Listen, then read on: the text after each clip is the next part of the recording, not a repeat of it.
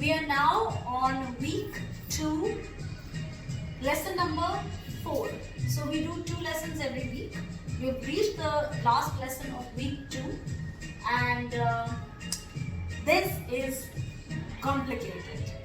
I do recommend you watch someone else. Meher also has some free YouTube tutorials on these things online because I am still practicing. And so I would not recommend that you blindly follow what I'm doing.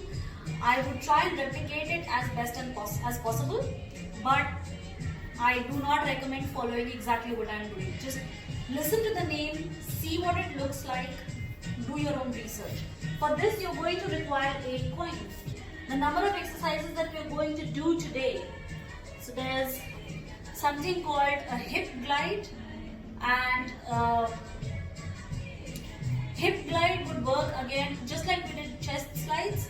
The hip glide also works side to side. It's not the same as a hip hit and it's not the same as a twist. It's a glide, so it's working in a different plane altogether. So we're going to do hip glides with movement forward and back and movement side to side.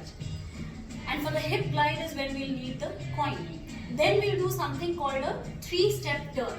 A 3-step turn basically allows you to do, let's say you want to turn and come back out laterally. So it allows you a turn and it allows a lateral turn in either direction. And then we will, and it can also be a 4-step turn, and we'll talk about the arm position when we do it. The last and the most difficult technique, which I thought was the most difficult alongside chest isolations, was body weight. You know what people do? Did you see a wave? So if I'm not able to show the wave, that goes to show that you need to look at a professional dancer to teach it. So the last thing we'll do is a body weight. So let's first start with hip glides. To start with the hip glide is when we need a coin. You are going to need to insert the coin to start this training. To insert the coin, there is a slot as per Meher. This is purely Meher's analogy. I take no credit, nor shall I be disproved because this is Meher. You take the coin and you insert it in the slot, which is your bum, right? Well, your ass crack. What it does is, it makes you clench your butt, right? So you still have all your other postural points in place. Your shoulders are up and back. Your tailbone, now by force, it is tucked under. So under no circumstances, if I open, then the coin falls out of the slot. So under no circumstances can your tailbone not be tucked under. So postural points, this is taken care of, this is taken care of. My butt cheeks are nice and clenched, and my feet are less than hip width apart, my knees are soft. Now what you need to do, let's start with position 1 for the arms. And now what you need to do is, you want to move, let's first do forward and back. So when you want to move forward, your weight would naturally tend to move to the balls of your feet. And when you want to move back, it moves back. So this is the movement. Let's see if I can make you.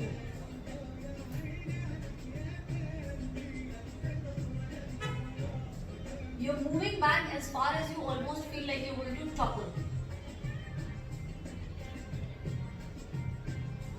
Okay, so this is the front and back movement.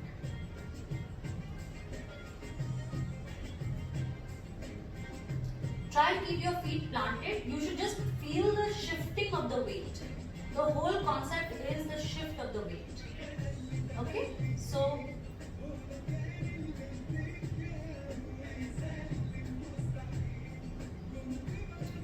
and the coin should remain in place. That is to show you that your tailbone is tucked under. Okay, now we've done the forward and back. Now we do the same thing side to side. So again, it's just a question of shifting your weight from left to right, left to right, keeping my hands in position 1. It's not your chest, it's not your head, it's just your hips that are gliding. Your butts are completely clenched and the coin is still inserted in the slot. Now we have to do the same thing as we did with the chest diamond or the chest square. Is that, oh, sorry, my coin was about to fall. So is that we have to now imagine there is a pencil going straight down, there's a piece of paper between our feet, and now we're going to want to draw a circle. But before we do that, let's try and draw a diamond or a square on it. Okay?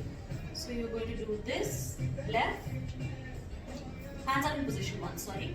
Left, out, right, back. Left, out, right, back. Left, out, right, back. Same thing on the from the right side. So right, out, left, back. Right, out, left, back. Right, out, left, back. Now imagine that you're joining those points together to draw a circle on the piece of paper on the floor. So it's just this. You should it's a very pronounced change of weight on your feet. You should be able to feel it. And the idea is to be able to do this fast, so you're making smaller circles, or slow, so you're making larger circles. Same thing if you were just sliding, I can do it slow, or I can do it fast.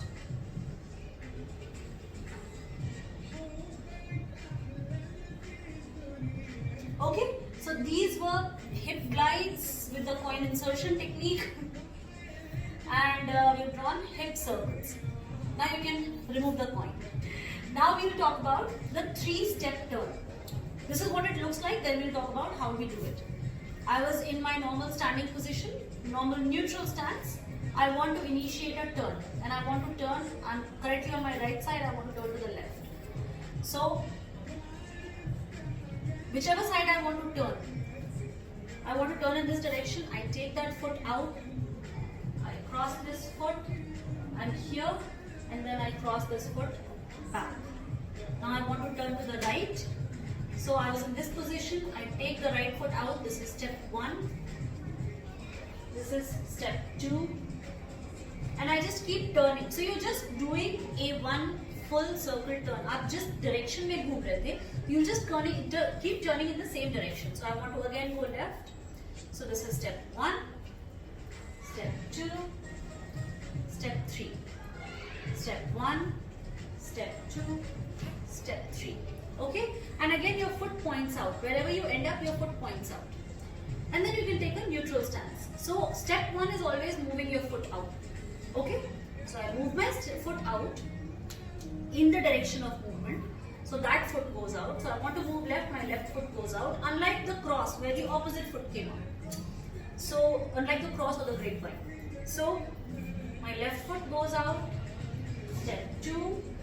And now I want to keep turning and I get a step 3. Now what do you do with the arms in this? Your arms do exactly the same as you had been doing in the cross and open.